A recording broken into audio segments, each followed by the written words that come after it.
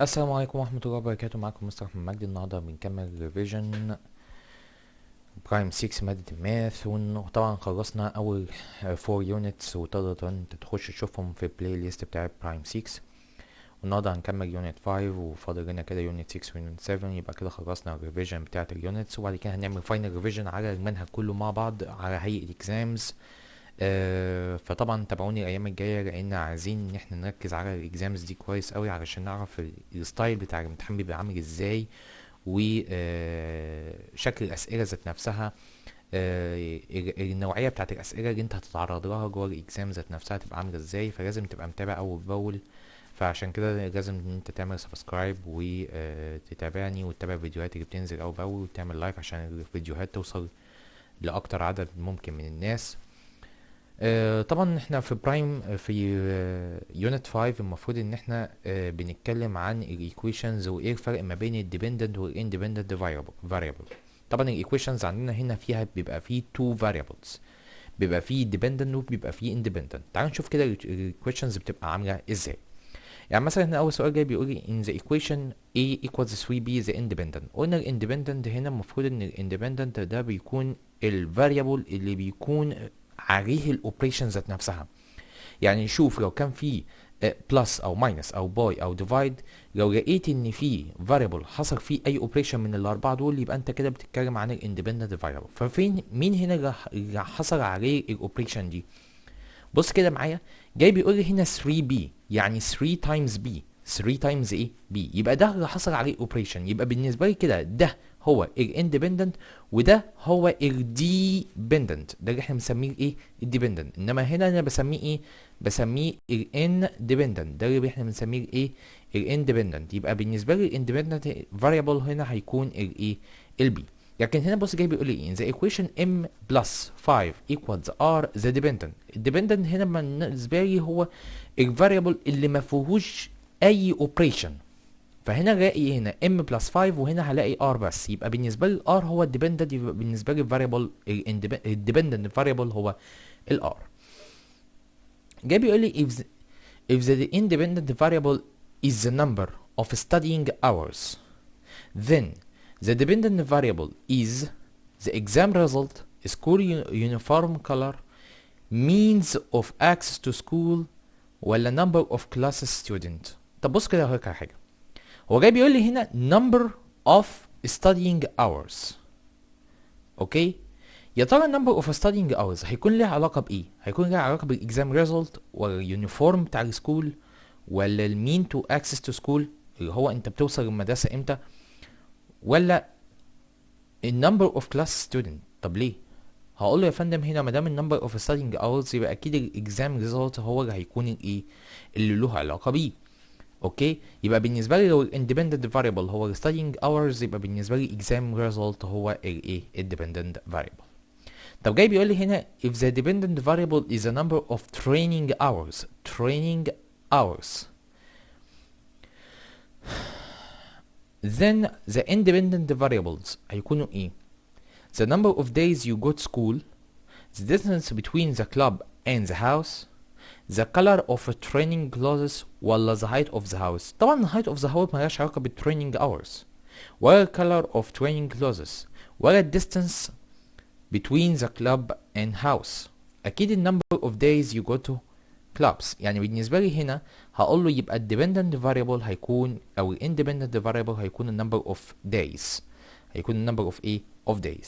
ليه؟ لأن أنا بالنسبة لي هقول مثلا لو أنا عندي number of days is 3 days، فبالتالي لو أنا every day عندي training hours بتوعي 3 hours أو 2 hours، يبقى number of training hours للdays كلها هيكون ايه؟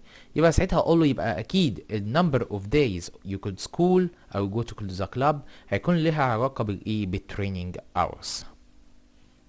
طيب بعد كده جاي بيقول لي إيه؟ The equation that expresses the relationship subtract from 6 ساعتها هقول له ايه؟ ال y equals x minus 6، ولا ال y equals 6 minus x، ولا y minus x equals 6، ولا ال y equals 6x. ركز بقى في الحته دي. ما دام قال subtract from يبقى 6 هي first number، يبقى انا ساعتها هقول له يبقى 6 ماينس، يبقى 6 ايه ماينس. طب هنا فين الريليشن شيب اللي فيها 6 ماينس؟ بص كده ركز معايا، هنا ما ينفعش اقول له subtract from 6 لان هنا جايب لك x minus 6، يبقى انا كده بعمل subtract from x مش subtract from 6. هنا بقى ال 6 minus x يبقى بالنسبه لي هي دي الريليشن شيب اللي هو عايزها مني. انما هنا y minus x لا، دي كده مش ريليشن شيب، دي كده كايكويشن عاديه جدا. وهنا مفيش اصلا subtract، هنا في multiplication، فبالتالي مش هي دي الريليشن اللي هو عايزها مني. طب هنا بص جاي بيقول لي ايه؟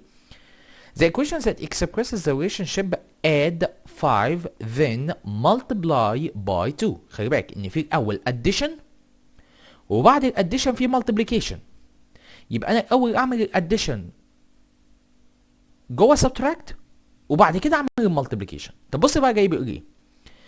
y equals 2x plus 5. y equals 2 times x plus 5. y equals 5x plus 2 وهنا y equals x plus 2 times 5. هو خلي بالك هو بيقول لي add 5. طب فين ال add 5 هنا؟ هنا في add 5 وهنا في add 5، لكن هنا في add 2 وهنا add 2. طبعا دول ماليش دعوه بيهم، انا اللي ليا دعوه بيه هنا ممكن الفيرست نمبر equation او السكند equation. طب مين فيهم اللي صح؟ بص بقى ركز معايا. هو انا الاول الاديشن هو اللي هيتم الاول، ده الفيرست ستيب عندي، يبقى انا لازم اعمل اديشن الاول. هنا هل بالنسبه لي في الاوردر اوف اوبريشن هقدر ان انا انفذ الاديشن الاول؟ لا، لان هنا الاوردر اوف اوبريشن بيقول لي ان الديفيجن والمالتيبليكيشن بيكون بيفور الاديشن والسبتراكشن، فبالتالي هنا انا الفيرست ستيب هنا هيكون المالتيبليكيشن، فبالتالي الايكويشن دي مش هي المطلوبه مني. انما هنا هلاقي ايه؟ هنا لقيت ان في براكت وجواه الاديشن، يبقى بالنسبه لي هو ده اللي انا عايزه، ان انا اعمل الاديشن الاول وبعد ما اخلص الاديشن اروح اعمل ايه؟ مالتيبليكيشن. يبقى انا هخلص الايه؟ هخلص الاديشن الاول هنا x بلس 5 وبعد ما اخلص الاديشن هروح اعمل مالتيبليكيشن باي 2، فيبقى هي دي الايكويشن اللي هو عايزها مني او الريليشن شيب اللي هو عايزها مني. طب جاي بيقول لي هنا ايه؟ The relation that represents the equation y equals x minus 8 divided by 3. خلي بالك ان انت بعد ما خلصت السبتراكشن عملت الديفيجن، فهو انا بقى بص بقى ارتبها لك ازاي. قال لي يا ترى divide by 8 then subtract 3 ولا subtract 8 then divide by 3 ولا divide by 3 بعد كده then subtract 8 ولا subtract 8 subtract 3 then divide by 8. خلي بالك انا الفيرست اوبريشن لازم تكون subtract 8. طب هنا عندي subtract 8 فين؟ اهي يا فندم اهو على طول، يبقى ساعتها اقول له subtract 8 then divide by 3. هو ده اللي حصل، ان انا خلصت subtraction وبعد كده عملت الديفيجن، يبقى هي دي الريليشن شيب اللي هو عايزها مني. طيب هنا بقى بص بقى جاي بايه؟ دي بقى النوعيه الاساسيه بتاعت السبستيتيوشن. ركز بقى معايا، هنا جاي بيقول لي y equals 2x plus 3. خلي بالك دي الريليشن شيب اللي انا المفروض هشتغل بيها. اوكي، بعد كده جاي بيقول لي x equals 2.5، يعني بمعنى اصح اعمل substitution، شيل الاكس حط مكانها 2.5. طب المفروض تبقى y equals ايه؟ طب لما اشيل الاكس واحط مكانها 2.5 بص هيحصل ايه؟ هقول له 2 times 2.5 بعد كده بلس ايه؟ بلس 3. طيب انا عندي هنا multiplication وعندي هنا addition، اخلص مين الاول؟ لازم اخلص المالتيبليكيشن، فيبقى 2 times 2.5 يعني 2.5 plus 2.5 هيبقى معايا 5. بعد كده اخش على addition يبقى 5 plus 3 هتبقى equals 8، يبقى اذا ال value of y هتبقى 8. طب هنا ال y equals 2 times summation of x plus 4، يبقى المفروض ان انا اخلص الايه؟ الاديشن الاول. طيب جاي بيقول لي x equals 5، يبقى اشيل x واحط مكانها ايه؟ 5. يبقى هقول له كده يبقى ال y equals 2 times 5 plus 4. طيب المفروض ده هيحصل ايه؟ خلص الاديشن الاول، يبقى 5 plus 4 يبقى equals 9. 9 times 2 هيبقى equals 18، so the value will be 18.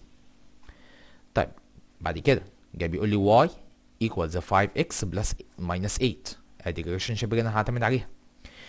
ال x equals 8 يبقى شيل x حط مكانها 8، يبقى اقول له يبقى 5 times 8 minus 8 يبقى في multiplication وفي subtraction.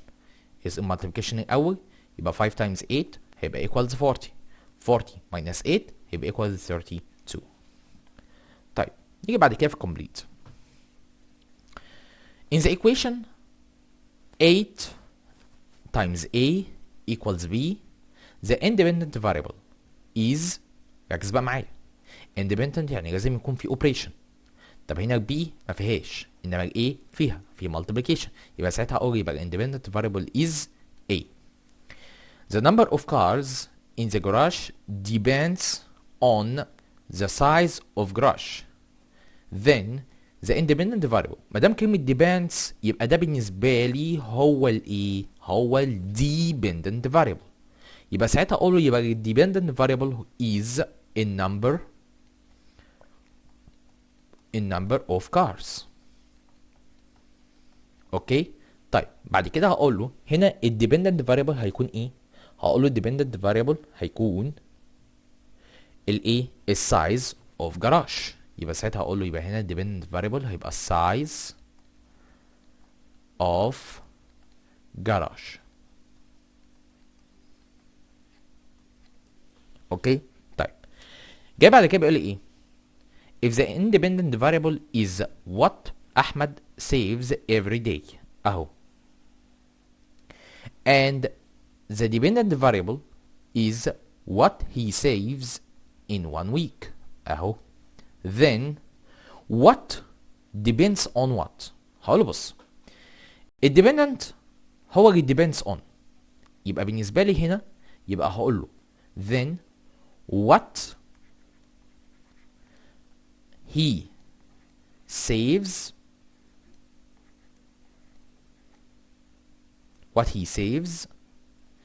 in 1 week. ده بالنسبه لي هو الايه؟ الديبندنت اهو. depends on يبقى ده بالنسبه لي اللي هو الايه؟ الاندبندنت. يبقى انا اكتبه كده what he saves every day. يبقى ده الايه؟ ده الايه؟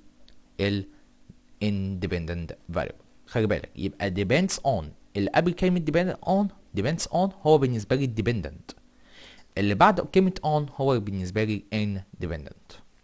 طيب هنا جاي بيقول in the rule if the rule is add 2.4 then the equation is ايه؟ add يعني plus.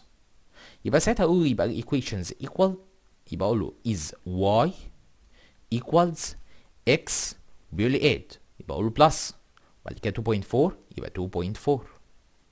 جاي بعد كده بيقول لي if x equals 4 then y equals what. يبقى اقول له يبقى ال y equals 4 plus 2.4 يبقى equals ايه؟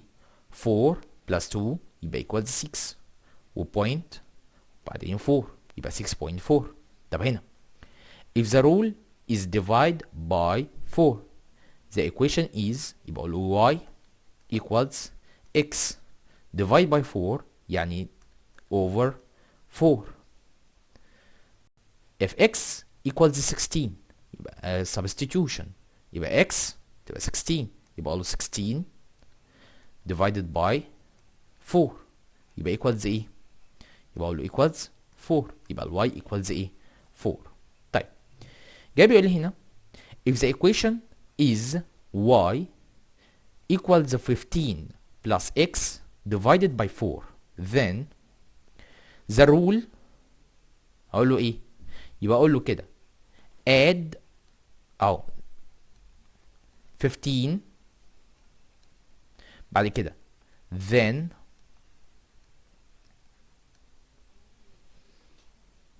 او then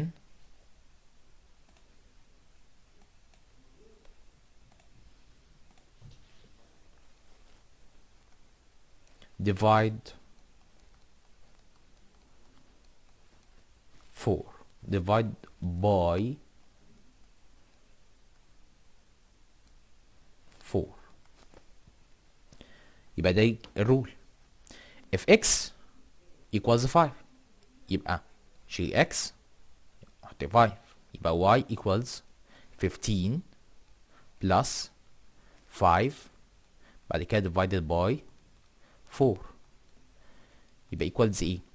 15 plus 5 equals 20 divided by 4 يبقى equals ايه؟ equals 5. طيب نيجي بعد كده بقى في البروبلمز اللي عندنا. بيقول لي سامح trains for 6 hours divide into 4 days equally. Complete the following table where the variable x represents the number of days and the variable y represents the duration of training in hours. Write an equation that shows the relationship between the variable x and y.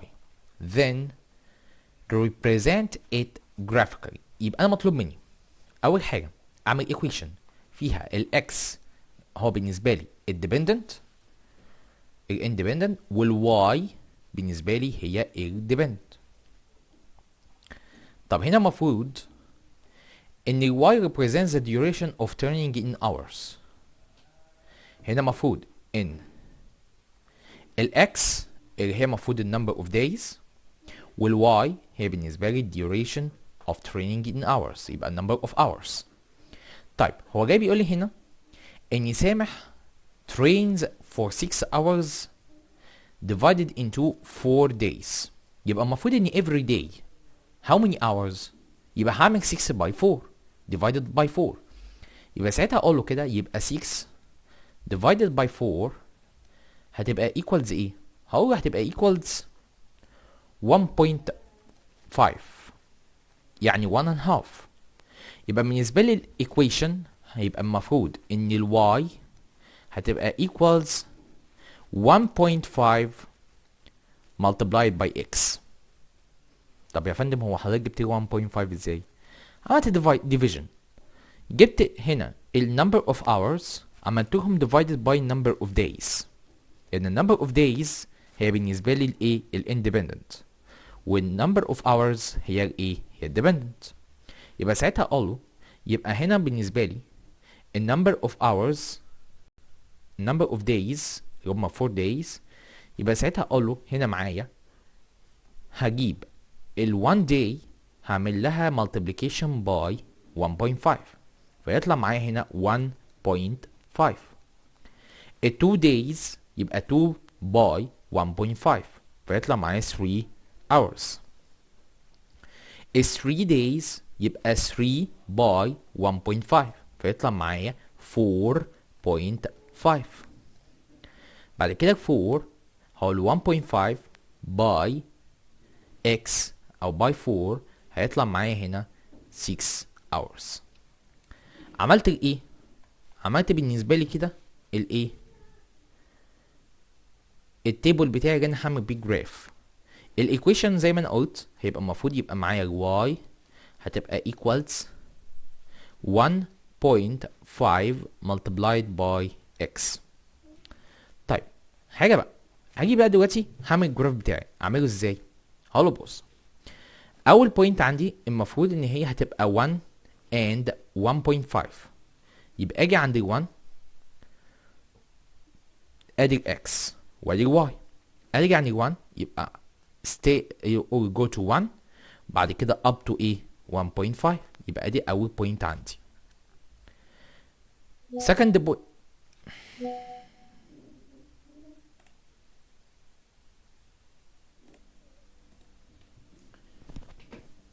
تاني بوينت هيكون معايا هنا 2 and 3 يبقى همشي لحد 2 اطلع لحد 3 يبقى ادي السكند بوينت. بعد كده همشي من اول 3 همشي لحد 3 اطلع لحد 4.5 يبقى ادي third point. بعد كده امشي لحد 4 اطلع لحد 6 يبقى ادي الفورث بوينت. طيب اجي بقى بعد كده اروح اعمل ايه لاين. هعمل اللاين ازاي؟ بالبنسل بتوعي واروح جاي كده عامل لاين من اول بوينت اهو من اول بوينت هنا كده اهي واوصل بوينتس كلها ببعض بالشكل ده كده اهو. يبقى ادي البوينت بتاعتي اهي اهي بالشكل ده كده اهي. يبقى انا وصلت البوينتس كلها ببعض. يبقى انا كده قدرت ان انا اعمل جراف للبوينتس بتاعتي، وقدرت ان انا اعمل جراف للرول اللي هو طالبها مني، اللي هي y equals 1.5x. تمام. طيب نيجي بعد كده نخش بقى على accumulative assignments كده، على من اول يونت 1 لحد يونت ايه، لحد يونت 5. طب هنا بص جاي بيقول ايه؟ the greatest common factor between 4 and 15 is not. اهو بص كده ركز معايا. greatest common factor اولا 4 and 15 هنا المفروض ان هما كده بالنسبه لي هما relatively prime numbers، يعني مفيش اي common factor between them. يبقى ساعتها اقول له يبقى greatest common factor هيكون الايه؟ هيكون ال 1. طيب هنا بيقول لي the greatest non-negative خلي بالك بيقول لك greatest non-negative، يعني ممكن يكون positive وممكن يكون ايه؟ زيرو. يبقى ساعتها اقول له كده يبقى هنا اقول greatest non-negative هيكون معايا هنا 1. هنا جاي بيقول لي ايه؟ the integer that expresses حسام moved 3 steps back. 3 steps back. يبقى هقول له كده يبقى بلس 3 ولا ماينس 3. هو جاي بيتكلم عن الانتجر بس، يبقى ساعتها هقول له يبقى ما دام 3 steps back يبقى هنا هقول له يبقى ماينس 3. طيب كده بعد كده بيقول لي if the side length of a square is s centimeter then the perimeter of the square هيكون ايه؟ احنا عارفين ان perimeter of square هيكون المفروض ان side length by 4. يبقى ساعتها هقول له side by 4 يعني equals 4s. هنا جاي بيقول لي if 3 to the power of x equals 27 then the value of x equals what؟ بص هقولك على حاجة. أولا هنا المفروض إن 27 أنا عارف إن هي equals 3 times 3 times 3، يعني المفروض إن هي هتبقى equals 3 power 3. طب هنا معايا 3 is the base ال x وهنا 3 يعني exponent is 3، يبقى ساعتها أقول يبقى value of x is 3. جاي بعد كده بيقول لي complete the following. هنا معايا هنا 6 to the power of 2 divided by 3 to the power of 2 multiplied by 2. طب هنا انا معايا exponents ومعايا division ومعايا multiplication، يبقى لازم اول حاجه اعمل complete اعمل simplify ل exponents. هنا هقول له 6 power 2 يبقى معناها تبقى 36. بعد كده divided by 3 power 2 هتبقى equals 9. بعد كده بعد كده multiplied by 2. اول حاجه معايا هنا الديفيجن وبعدين multiplication، يبقى ساعتها اقول له يبقى 36 divided by 9 equals ايه؟ equals 4. بعد كده هقول له multiplied by 2، يبقى ساعتها هقول له هيبقى هنا 4 by 2 هتبقى equals 8. جاي بعد كده بيقول لي 15 equals 8 plus a 8 plus a then 3a equals what؟ 3a equals what؟ طب هو value of a equals what؟ 8 plus what equals 15 هيبقى ال a equals 7. طب يبقى ساعتها اقول له يبقى 3a هتبقى 3 times 7، يبقى 3 times 7 هتبقى equals ايه؟ هتبقى equals 21. طب if y equals 2x plus 4 يبقى دي الرول بتاعتي. بعد كده اقول له ال x equals 3 يبقى substitution، يبقى x هتبقى 3، يبقى ساعتها اقول له يبقى ال y equals 2 by 3 plus 4. طب انا هقول له هنا 2 by 3 اول هتبقى 6 plus 4 هتبقى equals 10. طيب نيجي بعد كده بيقول لي the inequality that represents all values to the left of the number 2. خلي بالك to the left يعني المفروض ان هي تكون more ولا less. to the left يبقى انا كده less، يبقى هقول له هنا هي المفروض تكون less than، كأني بقول له هنا less than. بيبقى ساعتها اقول له كده يبقى هتبقى ساعتها الاكس هتبقى less than 2، هتبقى الاكس less than ايه؟ 2. تاني هو هنا بيقول لي to the left، يبقى انا لو جيت عملت النمبر لاين بالشكل ده كده اهو ادي 2 on the left يعني المفروض on this side، يبقى المفروض مين اللي on this side؟ هيبقى المفروض بعد كده 1، هيبقى المفروض هنا 1 هنا كمان 0، يبقى انا بدور على النمبرز اللي يكونوا less than ايه؟ 2. طب هنا جاي بيقول لي the relationship relationship that expresses the equation y equals 5x. المفروض ال relationship هنا هيكون multiply by 5، لأن هنا هو عامل ايه؟ هو عامل multiplication، يبقى ساعتها أقول له يبقى multiply by ايه؟ by 5. طيب بعد كده بيقول لي answer the following بقى. Dia saves 150 pounds every month. So if the amount he saves in X month is Y pounds, then the equation that represents this situation is what? خلي بالك بقى، مين هنا الديبندنت فاريبل؟ الديبندنت هيكون Y، الاندبندنت هيكون X، والكونستانت هيكون هنا 150. يبقى انا بالنسبه لي الايكويشن هتكون ال y equals x، بس x بقى باي ولا بلس ولا ديفايد ولا ماينس؟ هنا المفروض ان انا هنا بيقول لي every، يعني في هنا repeat، يعني في هنا multiplication، يبقى ساعتها اقول له كده، يبقى انا بعمل 150 times x، 150 times x. In every month he saves 150 pounds. Then يبقى المفروض ان انا لو عايز اعمل calculation للmoney that he saves in x month، يبقى ساعتها هعمل multiplication. Every month he saves 150 pounds، يبقى ساعتها 150 plus 150 plus 100، يبقى انا بعمل multiplication، يعني بعمل repeated addition، يبقى انا كأني بعمل multiplication. طب جاي بيقول لي هنا the independent variable، ال independent هيكون طبعا ال x، اللي هو بالنسبه لي اللي هو هيكون ايه؟ ال number of months.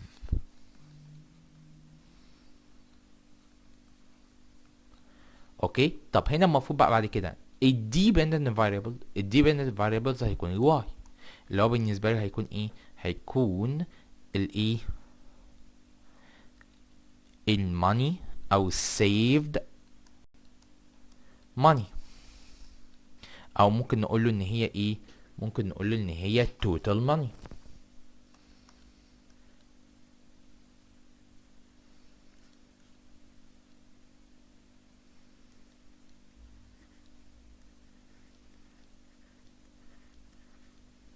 اوكي، طيب هنا بقى بس بيقول ايه؟ what Dia saves in a year. a year يعني المفروض ان هي 12 months.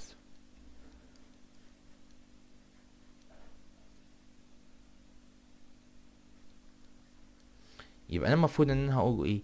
يبقى ال y هيبقى equals، يبقى اقول له يبقى ال y equals، انا المفروض ان انا هنا الايكويشن لما هي المفروض تكون 100، المفروض ان هي تكون 150 تايمز ايه؟ هقول له تايمز اكس. طب الاكس اللي هي المفروض number of months، طب هو جايب لي year يعني number of months هيكون 12، يبقى اقول له باي 12. طيب انا هنا لما هاجي اعمل multiplication هقول له هنا put 0، 12 by 5 تبقى equals 60، يبقى 0 and carry up 6. 12 by 1 equals 12 plus 6 يبقى equals 18.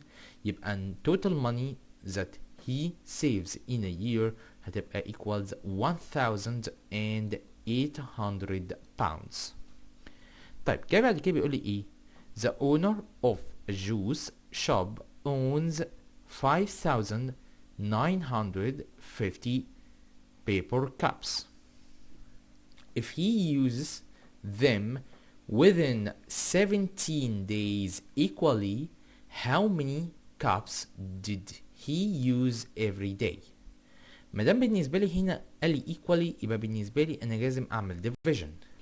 يبقى أنا هقول له إيه؟ هقول له يبقى معايا 5950 divided by 17، واجي كده هعمل long division واقول له ادي 5 ادي 9 ادي 5 ادي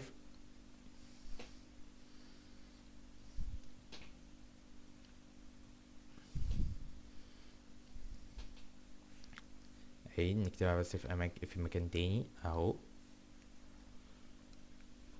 عشان يبقى فيه هنا سبيس كده نقدر نكتب فيه. اهي ادي 5 ادي 9 ادي 5 ادي 0 وهنا معايا 17. 5 by 17 it can't be, so put 0. 59 divided by 17 I don't know, so يبقى انا لازم اعمل ايه؟ لازم اعمل لنفسي تايم تيبل اهو. يبقى معايا هنا 1 2 3 4 5 6. كفاية دول. ممكن نقول 1 by 17 يبقى 70، 2 by 17 يبقى 34، 3 by 17 يبقى 51، 4 by 17 يبقى 68، و 5 by 17 يبقى 85. طيب هنا معايا 59 divided by 17 يبقى I will take 51. 51 divided by 17 يبقى equals 3 and the remainder is 8. Next digit is 5. 85 divided by 17 I will take 85. 85 divided by 17 equals 5 and the remainder is 0, but I have 0, so I will put 0 up, so the result will be 350 cups every days. يبقى الريزلت طلع معايا في الاخر هيبقى 350 cups in a day، او نقول له every day. يبقى ده الريزلت بتاعنا. طيب تعالى نشوف كده assessment 2 كده بيقول كان في عامل او questions عامله ازاي. هنا جاي بيقول لي 8 and what are relatively prime numbers. طب هنا 6 ما ينفعش لان في greatest common factor هيكون 2. 15 اكيد لان هو ما فيش اي common factors between them except 1. 20 برضه هيبقى greatest common factor is 4. 12 نفس الكلام هقول greatest common factor is 4. طب هنا جاي بيقول لي ايه؟ an integer between 2 and negative 2. النيجاتيف 1 between them يبقى انا هختار النيجاتيف 1 على طول، بس نيجاتيف 3 no، 3 no، نيجاتيف 4 برضه no. طيب هنا جاي بيقول لي ايه؟ the number m plus 18 and the result divided by 3. m plus 18 m plus 18 and the result divided by 3 يبقى لازم يكون في الاول addition. طب هنا فين الاديشن الاول؟ اهو يا فندم. يبقى انا اختار الايه؟ الاوبريشن دي او الايه؟ او الاكسبريشن ده. هنا m plus 18 divided by 3. هنا ال m plus 18 الاول بعد كده divided by ايه؟ 3. طب هنا جاي بيقول لي 3 باور 4 يبقى هعمل repeated multiplication. ي 3 4 times. هنا 4 times لا ما ينفعش اعمل 4. هنا 3. طب تعالى كده 1 2 3 4 يبقى هي دي يا فندم. بص هنا معايا 3 times 4 طبعا لا انا هنا بعمل repeated multiplication ل 3. هنا 3 plus 4 ما ينفعش نعمل addition. طب جاي بيقول لي هنا ايه؟ if y equals 27 if y equals 27 then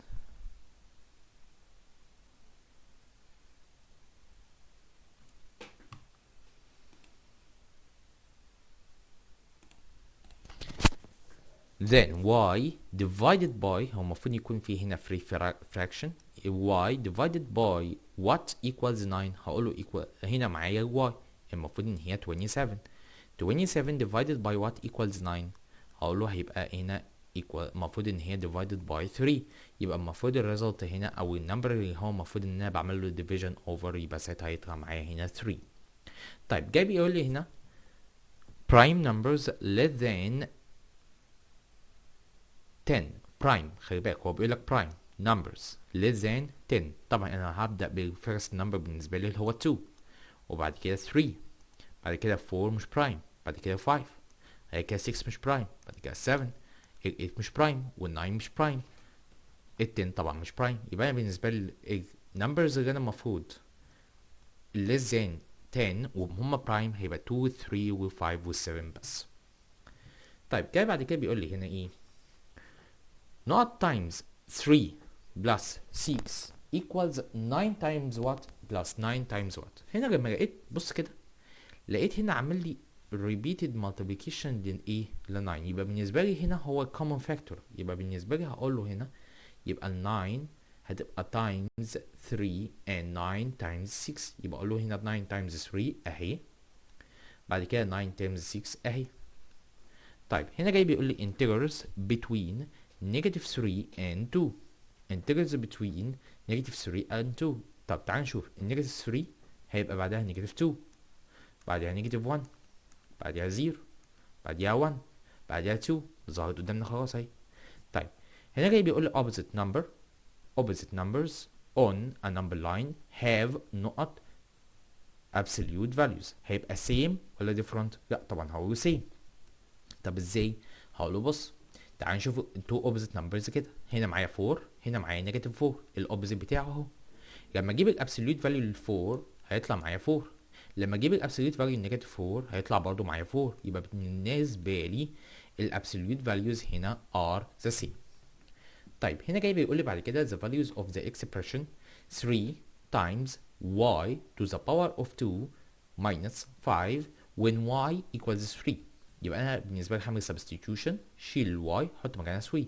يبقى هقول له هنا يبقى 3 times وافتح البراكت واقول له هيبقى 3 باور 2 minus 5. بعد كده اقول له هنا في باور في ماينس وبعد كده في باي بار. ساعتها اقول له يبقى 3 باور 2 هتبقى equals 9. 9 minus 5 هتبقى equals 4. يبقى المفروض ان هي تبقى 3 times 4 اللي هي المفروض تبقى ايه؟ تبقى 12. طيب جاي بعد كده بيقول لي ايه؟ عمر manufactures hats producing 10 hats per day. The following table represents the number of working days X and the number of hats produced Y. Represent it graphically. بص ركز معايا. ال 2 بقت 20، ال 4 بقت 40، ال 6 بقت 60. زي ما احنا كنا بنعمل في برايم 5 على فكره في الترم الاول لو تفتكروا، لما كنا بناخد النوميريكال باترنز جوه التيبل كنا بنقول الرول هنا هتكون ايه؟ المفروض ان هنا ال 2 دي بالنسبه لي الانبوت وال 20 هي بالنسبه لي اوتبوت. فحصل ايه من في ال 2 عشان تبقى 20؟ هقول له عملتها كاني عملت باي 10. يبقى ساعتها اقول له يبقى الواي هتبقى equals x تايمز ايه؟ تايمز 10. يعني ممكن اقول له ان هي هتساوي 10x 10 ايه؟ x. دي بالنسبه لي الايكويشن. طب لما اجي اعمل ريبريزنتنج التيبل ده هيحصل ايه؟ اجي هنا go to 2 and stop at 20. بعد كده 4 هتبقى 40، بعد كده 6 هتبقى 60، بعد كده 8 هتبقى 80، وبعد كده اروح جاي عامل اللاين بتاعي بالرولر بتاعتي اهو، واروح جاي عامل كده اهو.